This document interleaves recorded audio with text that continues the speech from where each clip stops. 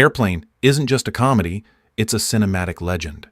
Decades after its release, it remains one of the funniest films ever made, packed with rapid-fire jokes, unforgettable performances, and a style of humor that changed the game. But behind the laughter, there are countless hidden details, surprising facts, and behind-the-scenes stories that even die-hard fans might have missed. From unexpected casting choices to jokes that flew over everyone's heads, here are 15-plus things you probably didn't know about Airplane, and why it's still one of the greatest comedies of all time. The comedy classic. Born from a serious mistake, Airplane wasn't inspired by a comedy. It was ripped straight from a deadly serious 1957 disaster film called 0 Hour. In the early 1970s, comedy trio Jerry Zucker, David Zucker, and Jim Abrahams ran Kentucky Fried Theater, constantly searching for fresh material. One night, they accidentally recorded 0 Hour, a tense, no-nonsense thriller about a war pilot forced to land a commercial plane after food poisoning incapacitates the crew. But to them, the film was unintentionally hilarious. The over-the-top seriousness, the dramatic pauses, the rigid dialogue, it was comedy gold just waiting to be unlocked. So instead of writing a new story, they did something genius. They took 0 Hour and transformed it into a full-blown parody. Otto, the inflatable pilot that stole the show in Airplane, the crew's last hope isn't a skilled captain or a heroic passenger. It's Otto, an inflatable autopilot who somehow becomes one of the film's most unforgettable characters. At first glance, Otto seems like just another absurd gag, but his origins are surprisingly rooted in reality. The idea came from real-world small aircraft that use basic autopilot systems to maintain level flight. Of course, in reality, these systems don't look like a full-blown cartoonish balloon figure with a goofy grin. But the filmmaker saw an opportunity to take something mundane and push it to hilarious extremes. Instead of being just a background prop, Otto was treated like a real character. He inflates, takes control of the plane, and even gets into bizarre situations, like needing to be manually revived when he starts to deflate. But the real kicker? Otto doesn't just fly the plane. He also flirts with the flight attendant and even gets a romantic send-off at the end of the film. When an NBA legend took flight, literally in Airplane, one of the biggest surprises isn't just the absurd comedy, it's the huge co-pilot, both in stature and fame. That's right, sitting in the cockpit as First Officer Roger Murdoch is none other than NBA legend Kareem Abdul-Jabbar. At the time, Abdul-Jabbar wasn't just any basketball player. He was the dominant force in the NBA, a 6-time MVP, and a name every sports fan recognized. Seeing him in a slapstick comedy, dressed as a pilot, was already unexpected. But what made his role even funnier was the way the film played with his real identity. Throughout the movie, a young passenger keeps insisting that Roger Murdoch isn't really a pilot, but actually Kareem Abdul-Jabbar. The co-pilot stays in character, denying everything, until the joke takes a brilliant turn. When the kid criticizes his performance on the court, Abdul-Jabbar finally breaks, snapping back in frustration, proving he is the NBA star after all. And if that wasn't enough, in a perfect comedic twist, when Murdoch is dragged out of the cockpit, he's revealed to be wearing his Lakers shorts underneath his uniform. It's a joke that lands just as well as his legendary skyhook, making Abdul-Jabbar's cameo one of the most unexpectedly hilarious moments in film history. The grandma who spoke fluent Jive. One of the most unexpectedly hilarious moments in Airplane comes when 2 African-American passengers start speaking in rapid-fire Jive talk, a slang-heavy dialect that was popular in urban communities. Their conversation is completely unintelligible to the rest of the passengers, turning a simple scene into a bizarre language barrier situation. But the real punchline? The person who steps in to translate isn't a young street-savvy character, but an elderly white woman, played by Barbara Billingsley. Billingsley was famous for portraying the epitome of a prim, proper 1950s housewife in Leave It to Beaver, making her sudden fluency in Jive an instant comedic shock. With perfect delivery and an almost motherly demeanor, she effortlessly deciphers the conversation, turning what could have been a simple gag into one of the film's most unexpected and clever moments. This scene worked because it played with audience expectations. Billingsley's entire career had been built around playing a polite, upper-class woman. The last thing anyone expected was for her to nail a jive conversation like a seasoned pro. It was absurd, perfectly timed, and left audiences in stitches. Ethel Merman's hilarious self-cameo Airplane was full of wild surprises, but few were as brilliantly ridiculous as the appearance of Broadway legend Ethel Merman. In a blink-and-you-miss-it moment, she plays a patient in a military hospital who believes she's Ethel Merman. The joke? It actually is Ethel Merman. Merman, known for her powerful voice and larger-than-life stage presence, was an icon of classic Broadway musicals. But here, instead of a grand entrance, she's lying in a hospital bed, belting out one of her signature songs in a completely out-of-place setting. The sheer audacity of casting Merman to play a delusional man who thinks he's her was peak Airplane. Humor, meta, absurd, and totally unexpected. It was the kind of joke that didn't need explanation. Audiences simply got it, and it became one of the film's most legendary cameos.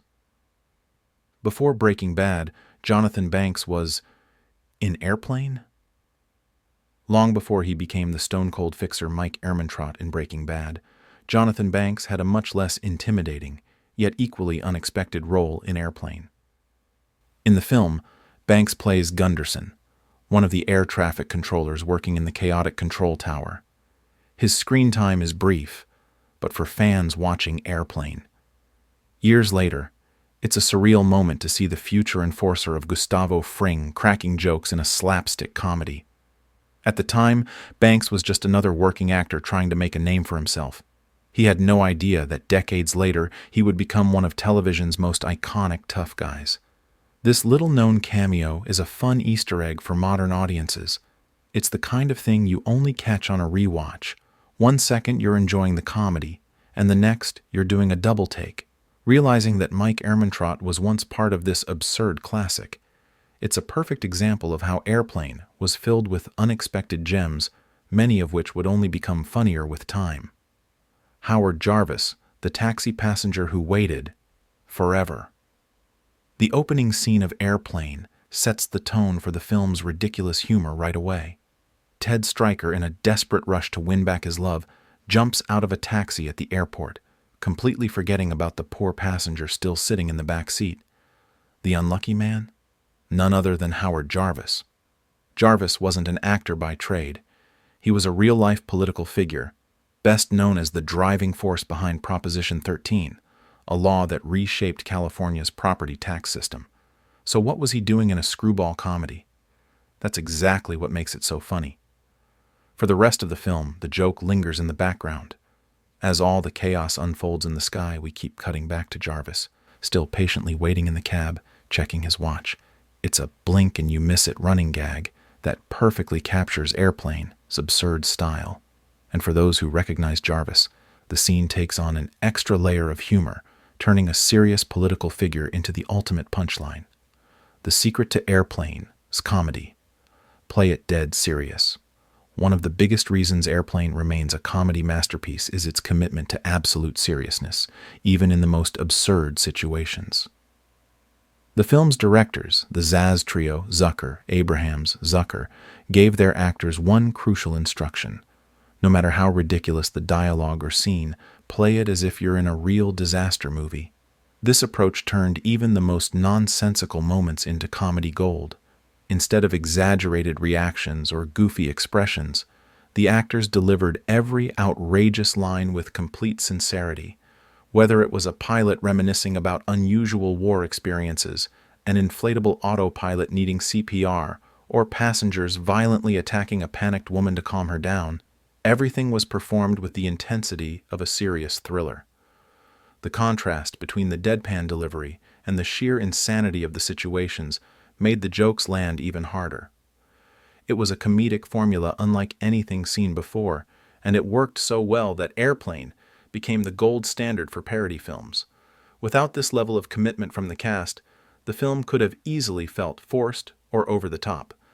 Instead, it became one of the most quotable and rewatchable comedies of all time. "Don't call me Shirley," a line that became legend. Some movie quotes fade with time, others become immortal. And then there's I Am Serious, and Don't Call Me Shirley. Delivered by Leslie Nielsen as Dr. Rumack, this line is arguably the most famous moment in airplane history. It plays on a brilliant misunderstanding. The word Shirley sounds like the name Shirley, leading to an unintentional punchline. But what makes it perfect is Nielsen's stone-cold delivery. He doesn't crack a smile, doesn't react to the absurdity, making it 10 times funnier. The joke became an instant classic, frequently ranked among the greatest movie one-liners of all time. It's been referenced in countless films, TV shows, and comedy routines ever since. And while the wordplay is tricky to translate into other languages, its comedic impact remains universal. For Leslie Nielsen, this moment defined the rest of his career. Before Airplane, he was known for dramatic roles. After Airplane, he became a comedy legend, proving that sometimes the best way to be funny is to take everything completely seriously. The original title, that had nothing to do with airplanes, when Jerry Zucker, David Zucker, and Jim Abrahams first wrote the script for what would become Airplane, they didn't call it Airplane at all. Instead, the film had a much more confusing working title, The Late Show. The name wasn't exactly fitting for a parody of airline disaster movies, but at the time, the trio was still figuring out the project's direction. They had crafted a script packed with rapid-fire jokes and ridiculous dialogue, but there was one major problem. It was way too similar to a real 1957 film called 0 Hour. In fact, the resemblance was so strong that they risked getting sued for copyright infringement. Instead of reworking the script, they made a bold move. They simply bought the rights to 0 Hour for a mere $2,500, legally allowing them to spoof it as much as they wanted. Their inspiration didn't stop there. The script also took heavy influence from the Airport film series, a collection of deadly serious airplane disaster movies from the 1970s. Initially, Airplane even included parodies of contemporary TV commercials, but these were later scrapped to prevent the humor from becoming outdated. In the end, the film was a mix of classic disaster movie tropes, ridiculous dialogue, and over-the-top slapstick, turning what started as The Late Show into one of the greatest comedy films of all time. Hollywood rejected Airplane, so they made a different movie.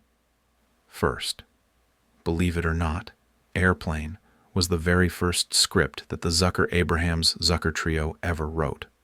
But there was one major problem. Nobody in Hollywood wanted to make it. Throughout the mid to late 70s, they shopped the script around, hoping a studio would take a chance on their absurd comedy. But executives didn't understand their vision. A movie packed with non-stop jokes, deadpan humor, and parodying an ultra-serious genre? It was too risky. Luckily, they had a friend in director John Landis, who gave them some unexpected advice. Forget about Airplane. For now. Instead, make a movie based on your comedy sketches. Taking his suggestion, they put Airplane on hold and created Kentucky Fried Movie, a chaotic, sketch-based comedy that allowed them to experiment with filmmaking. That experience changed everything. They learned how to shoot, edit, and structure a film.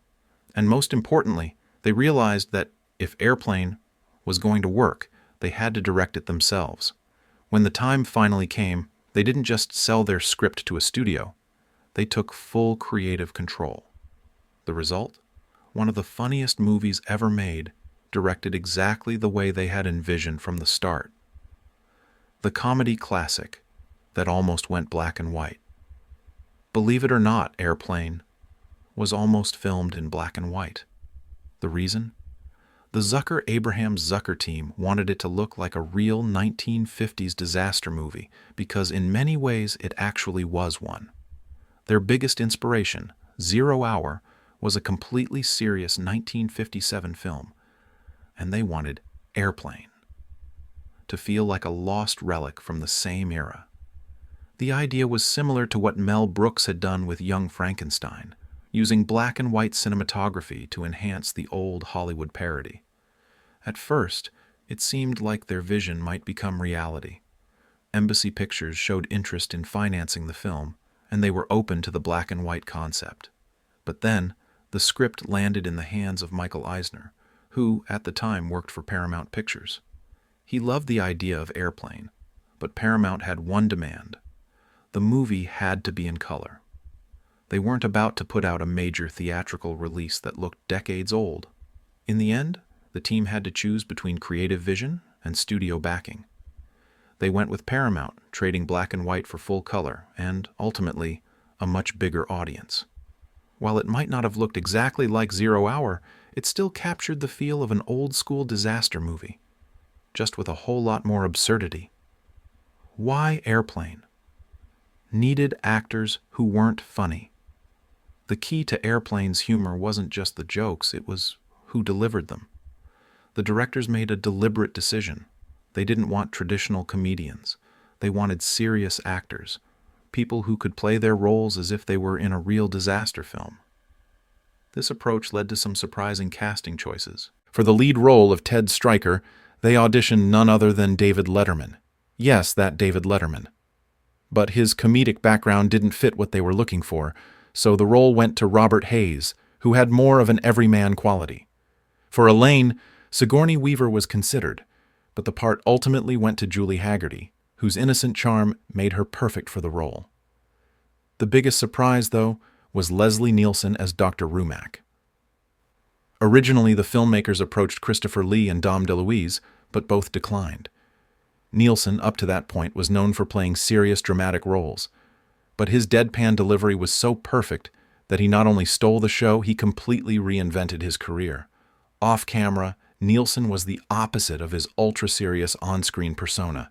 He became notorious for carrying around a whoopee cushion, pranking the cast and crew constantly. His comedic success in Airplane led directly to starring roles in the Naked Gun series and beyond, turning him into an unexpected comedy icon. Robert Stack had to learn how to be Robert Stack. Robert Stack had one of the most recognizable voices and on-screen personas in Hollywood, serious, commanding, and intense. Before younger audiences knew him as the chilling host of Unsolved Mysteries, he was already a legend for playing no-nonsense tough guys. That's exactly why the Zucker-Abraham Zucker team cast him as Captain Rex Kramer in Airplane. They needed someone who could deliver absurd lines with total sincerity. But there was a problem. When Stack first started delivering his lines, something felt off. He was playing the role too naturally, too much like himself. The directors needed a heightened version of his usual performance, so they came up with an idea that was both genius and ridiculous. They sat Stack down and showed him a tape of comedian John Biner impersonating Robert Stack. Then, with complete seriousness, they told him, "That's how we want you to do it." In other words, Robert Stack had to learn how to act like a caricature of Robert Stack. To his credit, Stack didn't hesitate. He completely leaned into the exaggerated version of himself. The result? His performance became one of the funniest in the entire film. He was playing it straight, but it was so straight that it looped back into comedy. It was self-parody at its finest, long before self-parody became trendy. How an epic composer made Airplane. Even funnier. If you close your eyes and listen to the music in Airplane, you might think you're watching a sweeping, dramatic epic. And that's exactly the point. The film's score was composed by the legendary Elmer Bernstein, a man known for grand orchestral soundtracks in films like The Ten Commandments and The Magnificent Seven. He was the last person you'd expect to be involved in a slapstick comedy. But the filmmakers knew something important. Sometimes, the best way to make something funnier is to take it completely seriously. When Bernstein first saw Airplane, he was given one instruction: write the score as if this was a real disaster movie. No goofy sound cues, no wacky melodies. It had to sound just as dramatic as the movies they were spoofing. The contrast was what made it hilarious. A scene could be utterly ridiculous, but the music treated it like life or death, making the absurdity even more pronounced. This approach was so successful that Bernstein became a go-to composer for comedy. After Airplane, he went on to score The Blues Brothers, Trading Places, and even Ghostbusters. But it all started with Airplane, where he proved that sometimes the funniest joke is playing it absolutely straight. The Airplane, sequel that never took off. Yes, there was a sequel to Airplane, but let's just say it didn't exactly reach the same comedic heights. Released in 1982, Airplane 2. The sequel had one glaring problem. The original creators were nowhere to be found. The genius trio of Jerry Zucker, David Zucker, and Jim Abrahams, the masterminds behind the first film, chose not to return. And without their signature comedic touch, something just felt off. Instead of sticking to the disaster movie parody formula that made the original so iconic, Airplane 2 took a different route, literally. The setting shifted from an airplane to a spacecraft on a doomed mission to a moon colony. The concept had potential, but the execution fell flat. Many jokes felt recycled, and without the sharp wit and absurd originality of the first film, audiences quickly lost interest. Initially, the sequel performed decently at the box office, but ticket sales plummeted in its second week. It ended up making around $27 million, far less than its predecessor. Critics weren't kind, often grouping it with Grease 2 as one of Paramount's most underwhelming follow-ups. Why Airplane had a different name in Australia and New Zealand? To movie fans in the US and most of the world, Airplane is Airplane. But if you grew up in Australia or New Zealand, you probably know it by a different name, Flying High. Why the change? Simple, confusion avoidance. At the same time Airplane was set to be released in those regions, another airplane-related movie was hitting theaters, The Concorde. Airport 79. Since both films involved aircraft, distributors worried that audiences might mix them up. To make things easier, they decided to rebrand Airplane as Flying High, a title that, while accurate, definitely doesn't have the same comedic punch. Surprisingly, the name stuck. Even now, over 40 years later, Flying High remains the official title of the film in Australia and New Zealand. If you walk into a DVD store there, yes, they still exist, you'll find copies labeled Flying High, as if that was always its name. For movie buffs in those countries, it's a strange quirk of cinematic history, one that often leads to confused conversations with international fans. But no matter what you call it, one thing is certain: Airplane, or Flying High, remains one of the funniest films of all time, honored by the American Film Institute. Few comedies stand the test of time quite like Airplane, and its legacy was officially cemented when the American Film Institute, AFI, recognized it as one of the funniest films of all time. In 2000, AFI released its prestigious list, 100 Years, 100 Laughs, ranking the greatest comedies in American cinema history. Airplane didn't just make the cut. It landed at an impressive number 10, beating out countless other classics. This ranking wasn't just a token acknowledgement, it was proof of the film's enduring comedic brilliance. While some comedies lose their charm over the years, Airplane has remained just as hilarious decades later. Its rapid-fire jokes, absurd gags, and deadpan delivery still resonate with audiences, proving that great comedy is truly timeless. The AFI recognition also solidified Airplane's influence on the spoof genre. Without it, we might never have seen later classics like The Naked Gun or Hot Shots. Even today, filmmakers continue to study Airplane as a masterclass in comedic writing and timing. If there were ever a hall of fame for movies that make you laugh until you cry, Airplane would be right at the top, the multi-layered comedy genius of Zaz.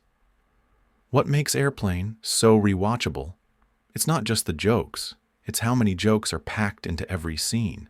The film didn't just parody disaster movies, it reinvented comedy by layering multiple gags on top of each other, creating a style that would define the Zucker-Abrahams-Zucker Zaz brand for years to come. Unlike traditional comedies that rely on a few big punchlines, Airplane bombards the audience with a relentless stream of jokes, visual gags, wordplay, background details, and absurd one-liners. Blink and you'll miss something. The beauty of this approach is that every time you rewatch the film, you catch new jokes that were hiding in plain sight. This multi-layered spoof style became Zaz's signature and influenced later comedy classics like The Naked Gun, Top Secret, and Hot Shots. Even in films where the whole ZAZ team wasn't involved, their fast-paced, joke-every-second formula became a blueprint for modern parody films.